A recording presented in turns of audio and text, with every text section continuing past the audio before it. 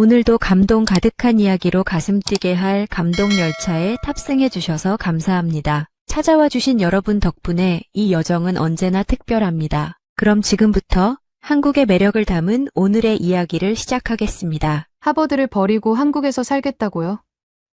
저도 한 달 전까지만 해도 이런 말을 듣는다면 미쳤나? 라고 생각했을 거예요. 23살의 아이비리그 명문대 음대생이 갑자기 인생을 송두리째 바꿔버린다는 게 말이 되나요? 여러분도 한 번쯤은 경험해 보셨을 거예요. 별 기대 없이 시작한 일이 인생을 완전히 바꿔놓은 순간을 말이에요. 혹시 그냥 심심해서 본 영화 한 편이 인생관을 뒤바꿔 놓았다거나 우연히 들어간 카페에서 만난 사람이 평생의 친구가 되었다거나 하는 경험 있으시죠? 저에게도 그런 순간이 있었어요. 그것도 정말 사소한 선택 하나에서 시작된 일이었거든요. 그때만 해도 저는 완벽주의에 빠진 클래식 음악도였어요. 아시아 문화나 케이팝 같은 건 상업적이고 시끄럽다며 코웃음을 치던 사람이었죠. 그런 제가 어떻게 하버드 졸업장을 뒤로하고 한국으로 오게 되었을까요? 어떤 일이 저를 이렇게 바꿔놓았을까요? 지금부터 들려드릴 이야기는 단 한 번의 무심한 선택이 어떻게 한 사람의 운명을 송두리째 바꿀 수 있는지를 보여주는 진짜 제 이야기예요. 믿기 어려우시겠지만 이 모든 게 정말 일어난 일이에요. 그리고 여러분 중에도 이런 인생의 전환점을 맞이할 분들이 계실 거라고 생각해요. 잠깐, 여러분 그거 아시죠? 여러분의 구독, 좋아요, 알림 설정은 저에게 가장 큰 선물입니다. 클릭 한 번으로 제게 큰 힘을 주시길 바라요. 저는 제 인생이 완전히 바뀐 그 순간을 아직도 생생하게 기억해요. 단 한 번의 무심한 선택이 어떻게 한 사람의 운명을 송두리째 바꿀 수 있는지 여러분도 곧 알게 될 거예요. 제 이름은 레이첼 윌슨이고 23살의 하버드 대학교 음악과 바이올린 전공 3학년이었어요. 보스턴 근교 웰즐리에 있는 저희 집은 아버지가 변호사이고 어머니가 피아노 교사인 전형적인 중산층 가정이었죠. 제가 5살 때부터 바이올린을 시작한 것도 어머니의 영향이 컸어요. 어머니는 줄리어드 음대 출신으로 결혼 후에는 집에서 아이들에게 피아노를 가르치며 저희 음악적 재능을 일찍부터 알아보셨거든요. 솔직히 말하면 저는 완벽주의자였어요. 아니, 완벽주의를 넘어서 거의 강박에 가까웠다고 해야 할까요? 매일 5시간씩 연습하는 건 기본이었고 한 음이라도 틀리면 처음부터 다시 연주했어요. 클래식 음악 외에는 관심도 없었죠. 친구들이 팝송이나 케이팝을 들을 때도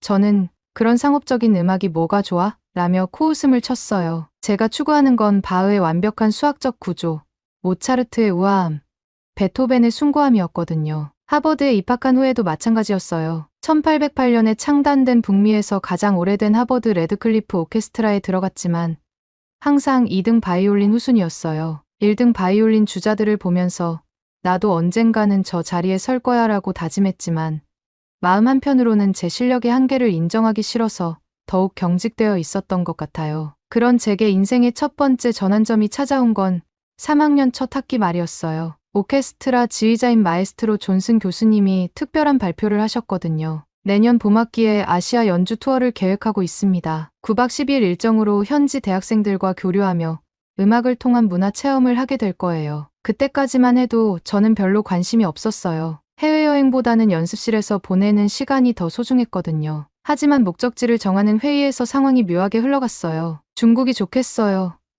5천년 역사의 깊이가 있고 자금성에서 연주한다면 얼마나 멋질까요? 사라가 열정적으로 말했어요. 일본은 어때요? 전통과 현대의 조화가 완벽하잖아요. 게다가 일본 오케스트라들의 수준도 세계적이고요. 토마스도 맞장구를 쳤죠. 대부분의 단원들이 중국과 일본을 지지하는 분위기였어요. 한국을 언급하는 사람은 거의 없었죠. 저도 마찬가지였어요. 한국, 거기서 뭘 배우지? 케이팝이나 듣고 오라는 건가? 속으로 그렇게 생각하며 시큰둥하게 앉아 있었어요. 그런데 그때였어요. 평소에 조용했던 아시아계 단원 데이빗이 조심스럽게 손을 들었어요. 데이빗은 한국계 미국인 2세였는데 항상 과묵하고 진지한 성격이었거든요. 그런 그가 떨리는 목소리로 말했어요. 저기, 한국은 어떨까요? 제 할아버지가 한국전쟁 참전용사셨는데 돌아가시기 전에 항상 그러셨어요. 한국은 정말 아름다운 나라였다. 언젠가 너도 가보면 좋겠다고요. 할아버지가 작년에 돌아가셨는데 한번 가보고 싶었거든요. 순간 강당이 조용해졌어요. 데이빗의 진심 어린 표정을 보니 왠지 모르게 마음이 움직였어요. 평소 할아버지와 많이 친했던 데이빗이 할아버지를 그리워하는 마음이 고스란히 전해졌거든요. 마에스트로가 좋은 의견이네요. 그럼 투표로 결정하죠라고 했을 때 저는 정말 아무 생각 없이 손을 들었어요. 딱히 한국에 관심이 있었던 것도 아니고 그냥 데이빗의 간절한 표정에 이끌린 거였죠. 뭐 어디든 상관없지. 어차피 다 비슷할 텐데. 그런데 놀라운 일이 벌어졌어요. 결과가 51대 49로 한국의 아슬아슬한 승리였던 거예요. 제 한 표가 결정적이었던 셈이죠. 레이첼, 너 때문에 한국이 됐잖아. 중국을 지지했던 사라가 농담 섞인 원망을 쏟아냈어요. 뭐야? 갑자기 왜 한국에 손들었어?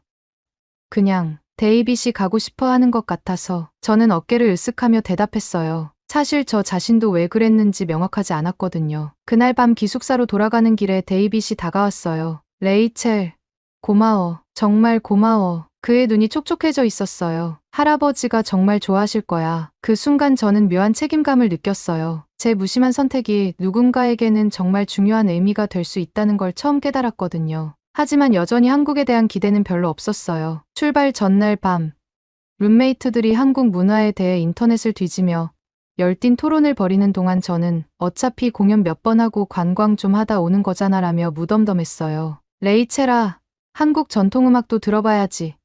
룸메이트 엠마가 유튜브로 국악 영상을 틀어줬어요. 이상한 악기들이 내는 생소한 소리를 들으며 저는 속으로 생각했어요. 이게 음악이야?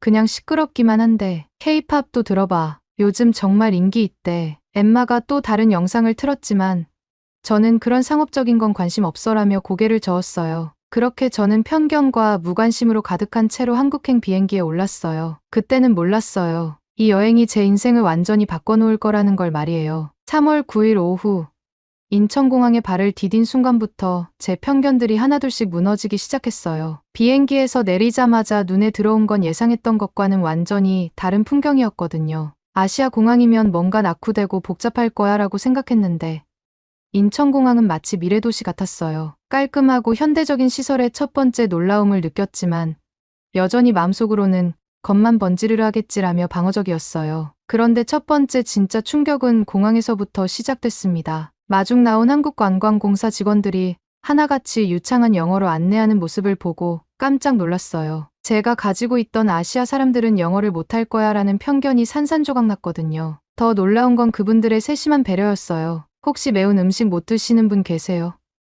가이드분이 버스 안에서 물어보셨는데 절반 정도가 손을 들자 걱정하지 마세요. 한국 음식이 다 매운 건 아니거든요. 여러분 입맛에 맞는 음식들도 많이 준비했어요 라며 따뜻하게 웃어주셨어요. 그 순간 한국 사람들이 이렇게 친절할 줄 몰랐는데 라는 생각이 들었어요. 서울에 도착해서 처음 간 곳은 경복궁이었어요. 가이드분이 조선 왕조의 궁중음악에 대해 설명해 주셨는데 아악은 단순한 연주가 아니라 천지인 삼재의 조화를 표현하는 우주적 철학이었습니다 라는 말씀에 몇몇 단원들은 감탄했지만 저는 여전히 그래봤자 옛날 얘기잖아 라며 시큰둥했어요. 하지만 실제로 궁중음악 시연을 듣는 순간 그 웅장하고 신비로운 소리에 무언가 마음이 움직이는 걸 느꼈어요. 첫날 저녁, 명동에서 생긴 일은 정말 예상치 못한 경험이었어요. 쇼핑을 하다가 길을 잃었는데 영어를 못하시는 할머니 한 분이 구글 번역기를 써가며 방향을 알려주셨거든요. 그것도 모자라 지나가던 중학생이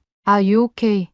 라며 서툰 영어로 도와주고 심지어 근처 카페 사장님이 무료로 아메리카노를 건네주며 웰컴 투 코리아 라고 인사해 주셨어요. 그 순간 정말 당황스러웠어요. 왜 이렇게 친절하게 해주시는 거지?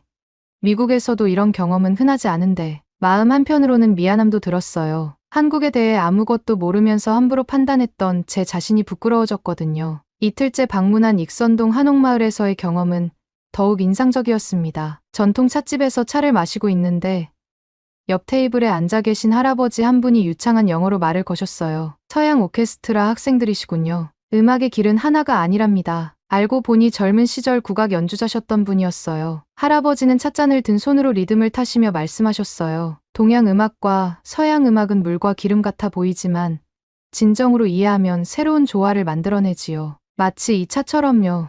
쓴맛과 단맛이 어우러져 깊은 맛을 내는 것처럼 말입니다. 그분은 가방에서 작은 대금을 꺼내 저에게 건네주셨어요. 젊은 음악가에게 선물입니다. 언젠가 불어보세요. 마음이 열릴 때까지 기다려주는 악기거든요. 정말 예상치 못한 선물이었어요. 감사합니다만 저는 국악을 모르는데요. 제가 당황하며 말하자 할아버지는 따뜻하게 웃으셨어요. 음악에는 국경이 없답니다. 바이올린을 하시니까 분명 이해하실 거예요. 다만 마음을 열어야 해요. 그분은 대금을 어떻게 잡는지, 어떻게 입을 대는지 간단하게 알려주셨어요. 처음엔 소리가 안 날 거예요. 급하게 생각하지 마시고 천천히 해보세요. 이 악기는 마음이 준비되었을 때 소리를 내주거든요. 찻집을 나서며 할아버지가 마지막으로 하신 말씀이 인상 깊었어요. 오늘 만난 게 우연이 아닐 거예요. 분명 이유가 있을 겁니다. 그때는 무슨 말씀인지 잘 몰랐는데 나중에 돌이켜보니 정말 예언 같은 말씀이었어요. 그날 오후 한옥마을을 더 둘러보면서도 계속 대금이 신경 쓰였어요. 가방 안에서 작은 무게로 느껴지는 그 악기가 왠지 모르게 제 마음을 끌었거든요. 다른 단원들이 뭘 받았어?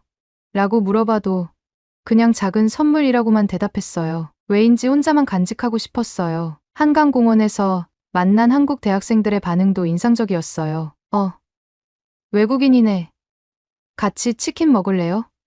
라며 자연스럽게 어울려 주셨거든요. 언어가 완전히 통하지 않았지만 음악 얘기를 하니까 금세 친해졌어요. 그분들이 한국 노래를 가르쳐 주며 함께 부르던 그 순간의 따뜻함은 정말 잊을 수 없어요. 여기서 연주하면 얼마나 멋질까요?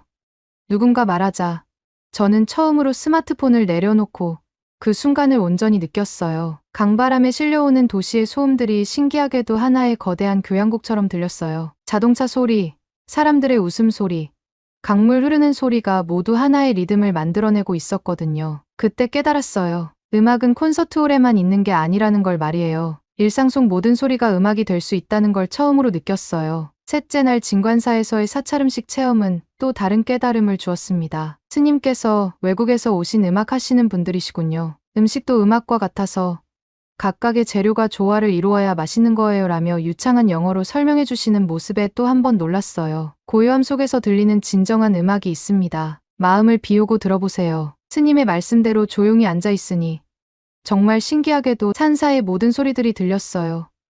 바람 소리, 새 소리, 나뭇잎 스치는 소리, 심지어 제 자신의 숨소리까지. 이 모든 게 자연스럽게 어우러져 하나의 음악을 만들어내고 있었어요. 그 순간 문득 깨달았어요. 제가 그동안 얼마나 많은 소리들을 놓치고 살았는지를 말이에요. 완벽한 연주에만 집착하느라 음악 속에 담긴 진정한 의미를 놓치고 있었던 건 아닐까요? 사흘 동안의 서울 체험은 제 마음에 작은 균열을 만들었어요. 한국에 대한 편견들이 하나씩 무너지고 대신 호기심이 자라나기 시작했거든요. 하지만 여전히 마음 깊은 곳에서는 그래도 이건 관광객 대접이잖아. 진짜 한국은 다를 거야 라는 의심이 남아 있었어요. 그런 제게 진짜 변화를 가져다 준 건 전주로 떠나는 기차에서였어요. KTX 창밖으로 보이는 한국의 시골 풍경을 보며 단원들이 연신 감탄하고 있었어요. 진짜 한국 드라마 같다. 왜 이렇게 예쁘지? 저도 모르게 창문에 얼굴을 바짝 붙이고 바깥을 바라보고 있었어요. 산과 들판이 조화롭게 어우러진 풍경. 작은 마을들 사이로 굽이굽이 흐르는 강. 이 모든 게 마치 한 폭의 그림 같았거든요. 그때 옆자리에 앉은 데이빗이 조용히 말했어요. 할아버지 말씀이 맞았네. 정말 아름다운 나라야. 그의 눈에 눈물이 글썽이는 걸 보며 저도 모르게 마음이 따뜻해졌어요. 이 여행이 데이빗에게는 단순한 관광이 아니라 할아버지와의 추억을 되새기는 소중한 시간이라는 걸 깨달았거든요. 전주에 도착했을 때 저는 이미 완전히 다른 사람이 되어 있었어요. 여전히 조심스럽고 방어적이긴 했지만 적어도 마음의 문은 조금씩 열리기 시작한 상태였거든요. 그리고 그 작은 틈으로 들어온 한국의 따뜻함이 제 인생을 완전히 바꿔놓을 거라는 걸 그때는 전혀 몰랐어요. 전주 한옥마을에 도착한 순간 저는 마치 다른 세계로 들어온 것 같은 느낌을 받았어요. 기와 지붕들이 끝없이 이어진 풍경을 보며 와, 진짜 한국 영화 속 같다는 탄성이 절로 나왔거든요. 하지만 진짜 인생의 전환점은 다음날 아침 비빔밥 만들기 체험에서 벌어졌습니다. 요리 연구가 김 선생님이 각기 다른 나물들을 하나씩 그릇에 올리며 설명하기 시작했어요. 여러분도 오케스트라 하시니까 아시겠지만 각각의 악기가 자신만의 소리를 내면서도 하나의 곡을 만들어내잖아요? 우리 비빔밥도 똑같아요. 김 선생님은 도라지 나무를 가리키며 계속했어요. 이 도라지는 바이올린처럼 고운 선율을 담당하고 이 고사리는 첼로처럼 깊은 저음을 맡아요. 각자 다른 맛이지만 고추장과 참기름으로 하나가 되면 완벽한 조화를 이루죠. 그 순간 제 심장이 쿵하고 뛰었어요. 서양 음악이 수직적 화성의 아름다움이라면 우리 전통 음악은 수평적 선율들이 만나 하나의 이야기를 만들어내는 거예요. 마치 이 비빔밥처럼요. 억지로 섞는 게 아니라 자연스럽게 어우러지는 거죠. 평생 개별 파트의 완벽함만 추구했던 제가 진정한 앙상블의 의미를 처음으로 이해하게 된 순간이었어요. 김 선생님의 말씀을 들으며 비빔밥을 비비는데 각각의 재료들이 섞이면서 새로운 맛을 만들어내는 모습이 마치 오케스트라의 화음 같았거든요. 레이첼 씨는 어떤 악기 하세요? 김 선생님이 물어보셨어요. 바이올린이요. 아, 그러면 이 콩나물을 한번 맛보세요. 바이올린의 깔끔하고 시원한 소리와 비슷한 맛이에요. 정말 신기했어요. 콩나물의 아삭한 식감과 깔끔한 맛이 바이올린의 선명한 음색과 놀랍도록 닮아 있었거든요. 그때 깨달았어요. 음식도 음악이고 음악도 하나의 언어라는 걸 말이에요. 그날 저녁 한옥 게스트하우스에서 일어난 일은 더욱 감동적이었습니다. 혼자 방에서 할아버지가 주신 대금을 꺼내 불어보고 있었는데 처음엔 정말 어색했어요. 어떻게 불어야 할지도 모르겠고 소리도 제대로 안 나오고요. 그런데 옆방에서 할머니의 자장가 소리가 들려왔어요. 우리 아가야 잘도 잔다. 한국어였지만 그 선율의 따뜻함이 그대로 전해졌거든요. 처음엔 방해가 되나 싶어 멈추려고 했는데 할머니가 벽을 톡톡 두드리시며 계속 불어보세요. 예뻐요라고 하시는 거예요. 그래서 다시 대금을 불기 시작했어요. 서툴고 어설픈 소리였지만 할머니의 자장가와 자연스럽게 어우러지면서 즉흥 듀엣이 만들어졌어요. 언어도 통하지 않는 할머니와 음악으로 소통하고 있다는 게 너무 신기하고 감동적이었어요. 그 순간 왈칵 눈물이 쏟아졌어요. 평생 악보에 갇혀서 정해진 음표들만 연주했던 제가 처음으로 자유로운 음악을 경험한 거였거든요. 마음에서 우러나오는 소리, 그게 진짜 음악이었어요. 다음날 전주 전통문화관에서 만난 국악 선생님과의 만남도 잊을 수 없어요. 가야금을 처음 배워보는 시간이었는데 선생님이 음악에는 국경이 없어요. 마음만 열면 누구나 우리 음악을 이해할 수 있어요 라고 하시며 직접 가야금 줄을 잡아주셨어요. 첫 번째 줄을 튕겨보는 순간 그 맑고 깊은 소리에 완전히 매료되었어요. 처음 치는 것 치고는 손가락이 좋네요. 바이올린 하셔서 그런가 봐요. 선생님의 칭찬에 기분이 좋아졌지만 정작 중요한 건 그 소리 자체였어요. 가야금은 마음을 담는 악기예요. 기교보다는 마음이 중요하죠. 선생님이 시범을 보여주시며 아리랑을 연주하셨는데 그 애절하고 아름다운 선율에 온몸에 소름이 돋았어요. 같은 선율인데도 바이올린으로 연주할 때와는 완전히 다른 감정이 전해졌거든요. 한번 따라해보세요. 선생님의 손을 따라 아리랑을 연주해보는데 서툴렀지만 그 순간만큼은 정말 행복했어요. 어려운 기교 없이도 완벽한 박자 없이도 이렇게 아름다운 음악을 만들 수 있다는 게 신기했거든요. 그날 오후에는 전주 시내를 자유롭게 돌아다녔는데 길거리에서 만난 사람들의 반응이 또 놀라웠어요. 한 할아버지가 저희를 보시더니 어느 나라에서 왔어요? 라고 물어보시고 하버드에서 왔다고 하니까 아이고 똑똑한 학생들이 우리나라까지 와줘서 고맙네라며 진심으로 반가워해 주셨어요. 또 한 카페에서는 사장님이 외국 학생들이 전주까지 와줘서 고마워요 라며 전주 특산 초콜릿을 서비스로 주시기도 했어요. 이런 작은 친절들이 하나하나 쌓이면서 제 마음도 점점 따뜻해졌어요. 여행 7일차 서울로 돌아온 후 이화여대 오케스트라 동호회 에세이오스와의 합연 무대는 정말 잊을 수 없는 경험이었어요. 대학로에 있는 작은 콘서트홀에서 열린 공연이었는데 긴장감이 극에 달했어요. 그런데 바로 그 순간 사고가 벌어졌어요. 모차르트 심포니 40번을 연주하던 중 제가 악보를 놓치고 만 거예요. 바람이 불어서 악보가 날아간 건데 순간 연주가 엇박자로 흘러갈 뻔했어요. 그런데 놀라운 일이 벌어졌습니다. 이화여대 학생들이 재빨리 제 박자에 맞춰주기 시작한 거예요. 원래 박자에서 벗어났지만 모든 연주자들이 자연스럽게 제 리듬을 따라와 주었거든요. 그 순간 정말 감동적이었어요. 공연이 끝나고 한 이화여대 학생이 다가왔어요. 괜찮아요. 실수는 누구나 해요. 오히려 덕분에 더 인간적인 연주가 된 것 같아서 좋았어요. 또 다른 학생은 미국에서 와서 우리랑 같이 연주해줘서 정말 고마워요. 완벽한 연주보다 마음이 통하는 연주가 더 아름다운 것 같아요 라고 말해주었어요. 그 말을 듣는 순간 정말 울컥했어요. 완벽함만 추구하느라 얼마나 많은 따뜻함을 놓치고 살았는지 진정한 음악이 무엇인지를 깨달았거든요. 이화여대 학생들의 배려와 진심 어린 격려 앞에서 제 차가운 마음이 완전히 녹아내렸어요. 공연 후 뒤풀이에서 이화여대 학생들과 대화를 나누며 더 많은 걸 배웠어요. 한국 음악의 정신은 정해진 틀에 얽매이지 않는 거예요. 즉흥성과 자유로움, 그리고 함께 어우러지는 조화가 중요하죠. 한 학생이 가야금을 가져와서 즉석에서 연주해 주었는데 그 자유롭고 영혼이 담긴 연주에 완전히 매료되었어요. 한번 같이 해볼래요? 그 학생이 제안해 저도 바이올린을 꺼내 함께 연주했어요. 악보도 없고 정해진 곡도 없었지만 그 순간만큼은 정말 자유로웠어요. 서로의 소리를 들으며 자연스럽게 어우러지는 그 경험은 평생 잊을 수 없을 거예요. 동양과 서양, 전통과 현대가 만나 새로운 음악을 만들어내는 순간이었거든요. 그날 밤 기숙사로 돌아가는 길에 데이빗이 말했어요. 할아버지가 말씀하신 게 이런 거였나 봐. 한국에서는 마음이 통하는구나. 저도 고개를 끄덕였어요. 정말 그랬어요. 한국에서는 언어가 통하지 않아도 문화가 달라도 마음만 열면 모든 게 가능했어요. 그리고 그 중심에는 항상 따뜻한 사람들이 있었어요. 이제 한국 여행도 막바지에 접어들었지만 제 마음속에는 이미 큰 변화가 일어나고 있었어요. 완벽함에 대한 강박 대신 자유로움을, 경쟁 대신 조화를, 차가운 기교 대신 따뜻한 감정을 추구하게 되었거든요. 하지만 진짜 결정적인 순간은 아직 남아 있었어요. 여행 마지막 날 아침. 사실 저는 피곤해서 그냥 숙소에서 쉬고 싶었어요. 9박 10일의 여행이 거의 끝나가고 있었고 내일이면 보스턴으로 돌아가야 했거든요. 그런데 데이빗이 간절한 표정으로 제안했어요. 레이첼, 국립국악원에 가보지 않을래?